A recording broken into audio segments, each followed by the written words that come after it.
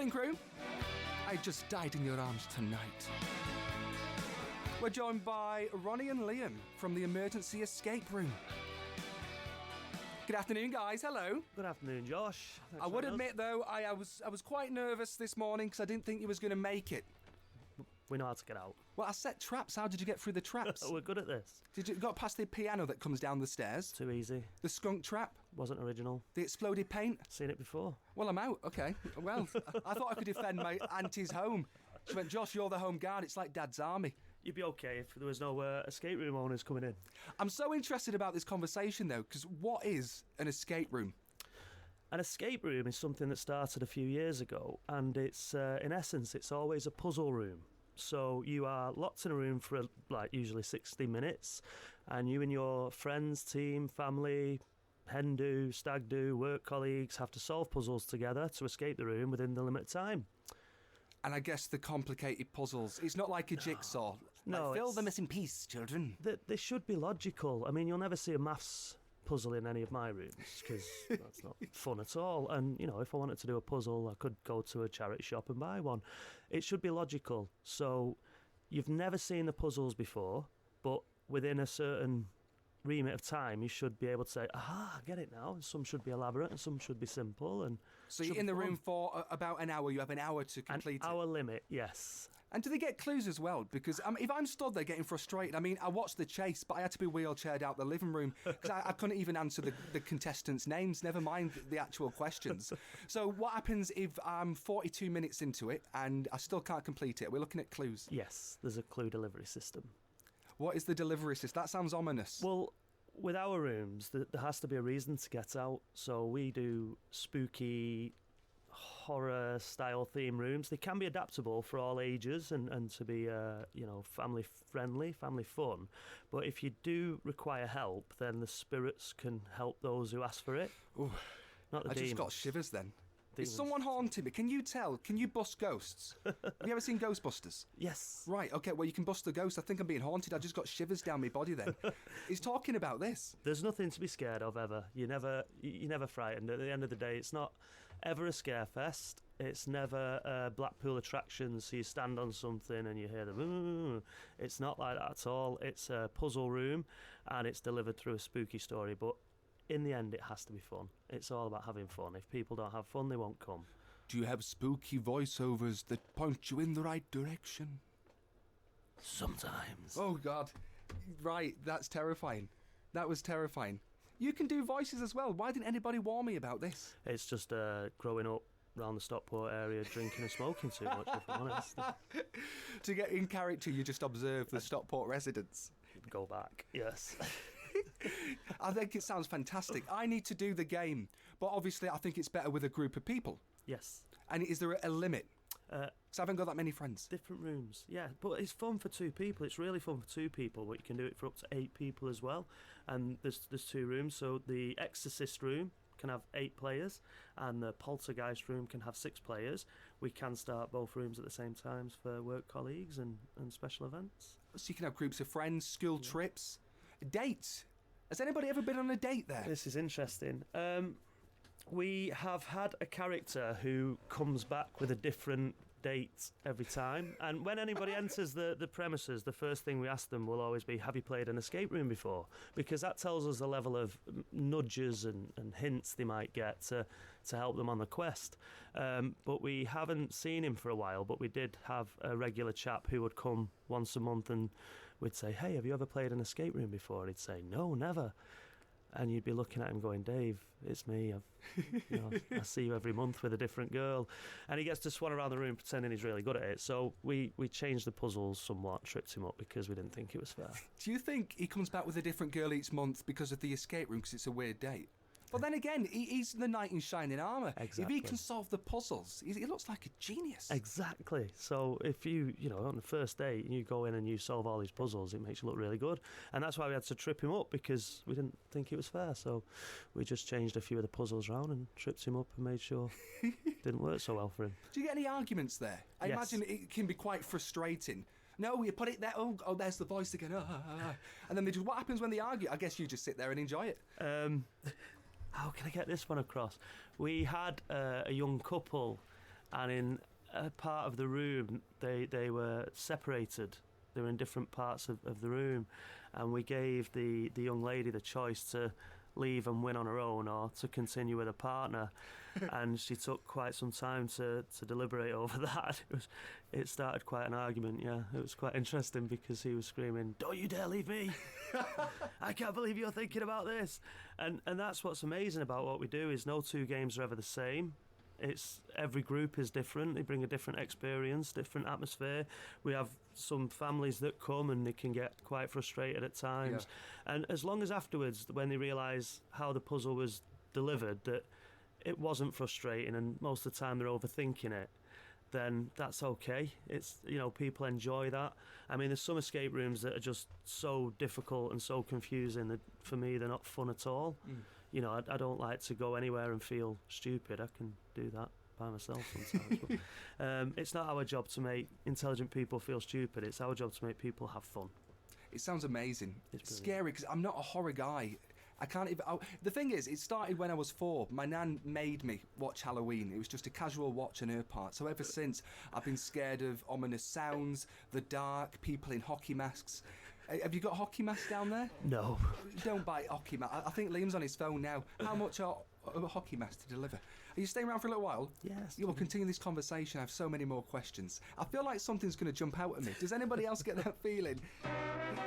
Here's the Wombling song. We'll get Liam on next as well.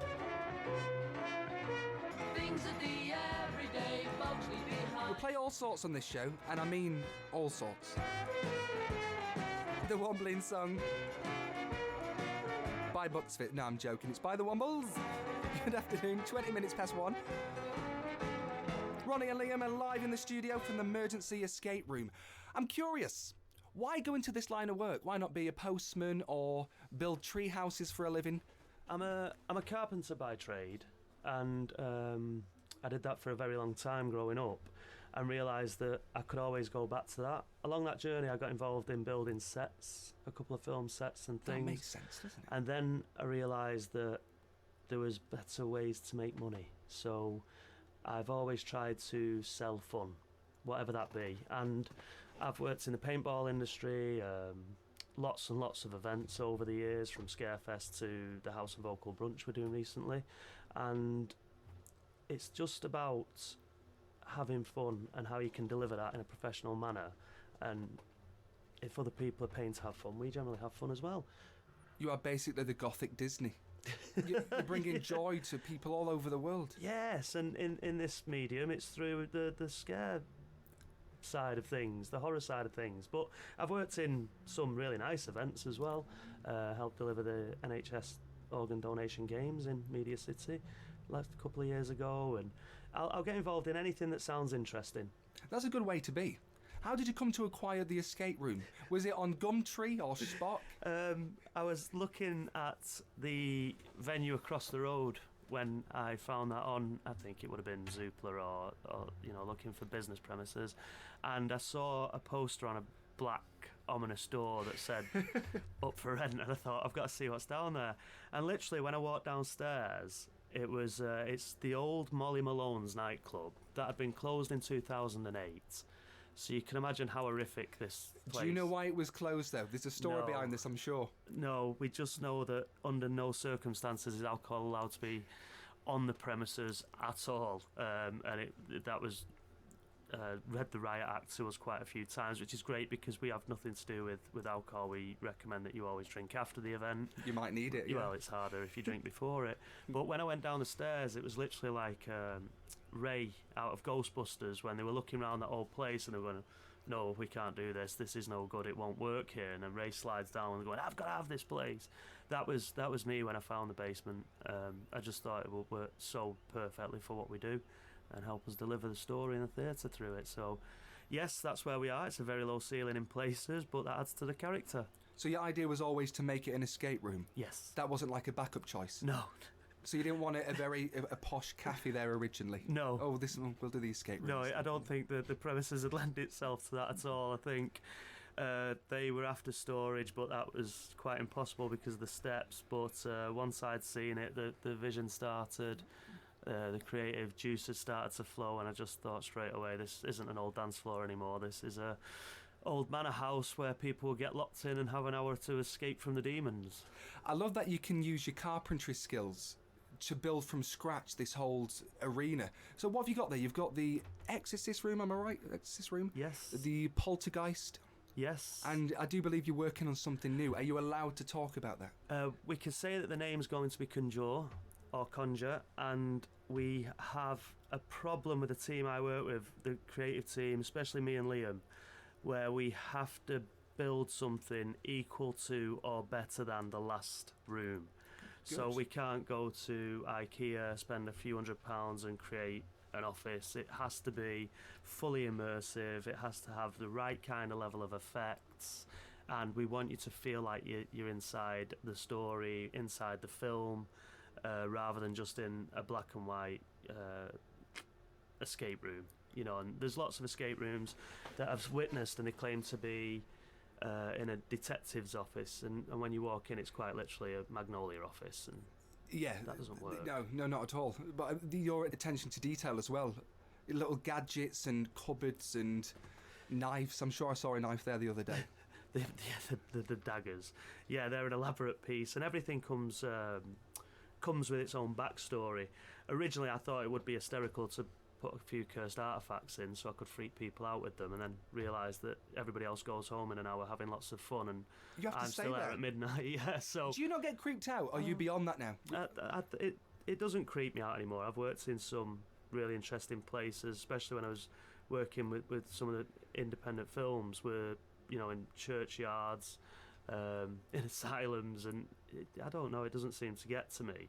There has been moments in the basement where I've heard people upstairs and convinced myself that they're in the premises with me, and that's been a squeaky time. But at the end of the day, I built it and I know it, and you know, I designed it to feel the way it feels, but I also know that what goes on behind the scenes, it's like the Wizard of Oz. You don't ever look behind the curtain, it kills the magic. Oh, you've got good analogies today. You are literally the Wizard of Oz. And your cowardly lion is Liam, who's sat next to you. Hi, Liam, how are you? I'm alright, how are you? I'm fine. You look a bit nervous. Well, you have just come from the escape room. It's doing its job very Been well. a long day. How long have you worked for Ronnie for? About 13 years. 13 years? About 13 years. Oh, well, you're still there, so something must be going right. But again, how does that even come about? How do you think, wake up one day? I mean, when I was your age, I collected Yu-Gi-Oh cards and tried my hand at a Beyblade. I didn't go and work in an escape room and scare myself to death. The escape room's fairly new. I used to work at the paintball site with Ronnie. Ah, did it take much convincing to get you over, though, to the escape room? 2 words. Help me. He's etching into the wall. Help me. We're going to get you the help you need. You are in the right building as well if you need some nice advice and support. Well, no, it was a cry of help from me, because I was working with some interesting people who didn't really...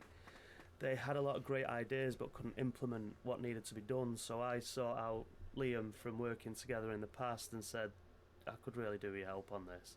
Liam's got a really good way of looking at things. He sees through to get to the mechanisms of it. So I have some great ideas, but then you have to have the right creative team around you to help you deliver them. And I am the king of strange ideas sometimes, you know, they can't be done. And the great thing with Liam is his analytic mind can help us achieve some of the impossible things I set forward. Is there anything you've ever come up with and Liam's just had to go home early for the day because it stressed him out too much? 10 times a day, that, you know. Can we make these fly without ropes? Can we do this? And, you know, I built a room that was Saw themed a long time ago, and, you know, I wanted people to go in a certain way, and you soon realise it's not practical or, you know, very legal, but and that's why it's great to have people like Liam on board who can say, oh, yeah, it sounds great, but, you know, we're not a multi-million-pound Hollywood budget here. We could do it this way and achieve the same goal. The biggest problem with escape rooms is being able to talk about what we do. Because you don't want to give it away. Can't give it away. So there's so many amazing things in the 2 rooms that we've got right now that, you know, are delivered around magic. They feel like the magic, and most of the mechanics for the behind them came from Liam, and Conjure is a totally different beast. It's hopefully, touch wood, it's going to really raise our game on what we do in escape rooms, and that's through a lot of the learning with, again, the team that I've privileged to work by. So my carpentry skills come into effect. I've worked on a lot of restorative carpentry, so I've seen a lot of secret passages and things in the past that I've restored and I can utilise to make the rooms better. But I can't, when it comes to technology and electronics, I'm lost. You collaborate. It seems like you've got a nice Sonny and Cher thing going on here. Yeah, I think it's amazing. Do we have an opening date for The Conjure, or The Conjuring? No, we'll say February at this time, because we will need to test and iron out any bugs. And it's like naming the play that shall not be named in escape rooms. When you give a room a date to open it, it curses it. Yeah, you need to consider all that type of stuff, especially in the place you work. We were working on a submarine, a family-friendly submarine escape room where you only had certain time to get out, and from the day of us coming up with the concepts and starting to build it, the place never stopped leaking. Oh my God. So where was the water coming from? What? Yeah. It wasn't a real submarine, obviously, so where's this water? It was just... You guys freak me out. So yeah, we just stopped that. It became a bit of a curse. So we made sure that we got so far on with Conjure that we were happy that it was going ahead. We were happy with how it was developing, happy with some of the new technologies and systems we were trying out, being reliable, and just adding more and more theatre to the fun of the customer's experience. Oh, thank you, Ronnie. Stay around for a little while longer. I think we can keep it going. We need to get some spooky music in as well. I'm struggling to escape. The door is locked, and you have to solve some clues to get out. Exactly. Jackie Abbott and Paul Eden. Man is the biggest witch of all. I'm loving this afternoon. I'm quite creeped out. Ronnie, do your voice again. Do your creepy voice. Why are you here? Sounds like a phone call from my mum, that. Well, No, that is really spooky. I used to get them years ago. But imagine the skills you've got. So you can do carpentry, you do your voice work, you can build things, and you write stories as well. It is like immersive theatre, what you do in a way. You've got this narrative running through it. So your new one, do I say conjure or conjure in a French accent? However you read it. Conjure is the way we call it, but conjure does sound very nice, so... Sounds like something you're spraying yourself. We're missing a trick there. I never thought that. You too can smell like the escape rooms. Bottle the essence of fear. Tell me more about it. How do you write it? Do you have a focus group of people and think, right, this is where we're going to start and this is where we need to be? It usually does stem from an idea. So I've built escape rooms for other people previously in the past and realised that the spooky ones do give it a reason to get out. And what we've developed more in emergency exits is as you touched on there, the immersive theatre, so that people actually feel that they are escaping from reality for the next hour. No matter what's going on in your life, no matter how bad things can be, once you're in that room, all you do is focus on what is right in front of you. And we deliver it very differently because we do have a running theme. So the reality that the emergency exit is based on is Crowley Manor. Aleister Crowley was a very famous Satanist, and I read a book and we picked up on that and thought, why don't we elaborate on it, turn it into a great story where you are actually trapped in Aleister Crowley's manor house. So that became the very baseline theory of the story we delivered. And in Exorcist, you find a priest going into the house and you follow in his footsteps, and he's trying to unearth the things that have happened within the house. And then in Poltergeist, there's the origin story.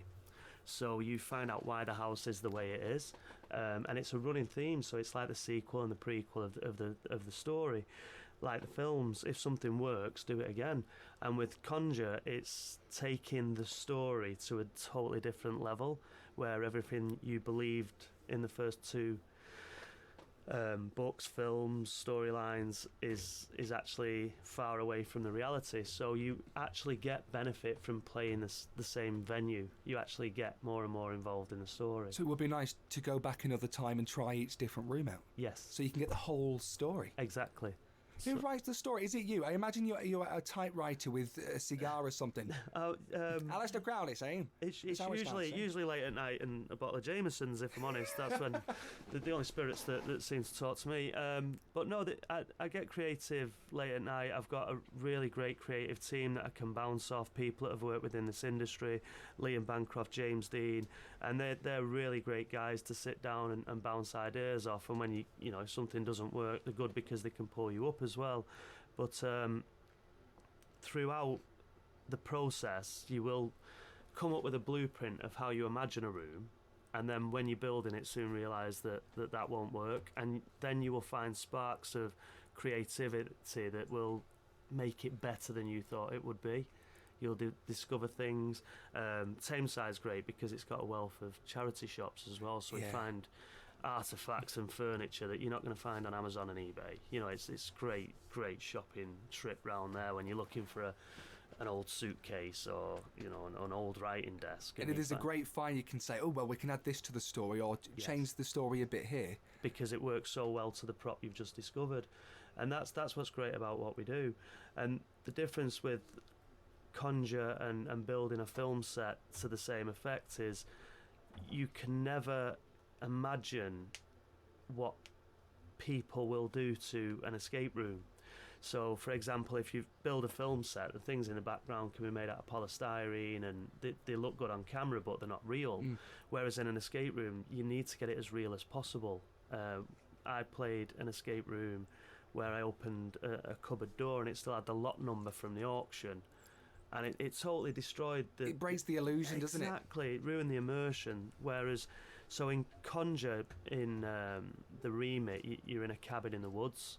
So rather than getting some wallpaper and a bit of plywood, or we've literally built a cabin in the basement of Ashton-under-Lyne's old nightclub to make Conjure feel like you have literally walked through a door into a different reality, into the woodlands of Crawley Manor.